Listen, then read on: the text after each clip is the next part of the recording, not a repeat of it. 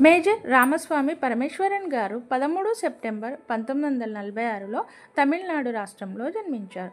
ఆయనకు చిన్ననాటి నుంచి దేశభక్తి ఎక్కువ. అందుకే 1965లో ఇండియన్ ఆర్మీలో చేరారు. ఆయన మరాఠా రెజిమెంట్లో పనిచేశారు.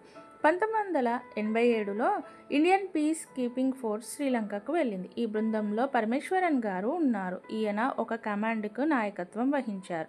వీరి టార్గెట్ ఎల్టీటీఈ మిలిటెంట్లను అదుపు చేయడం, ప్రజలకు సురక్షిత వాతావరణం కల్పించడం.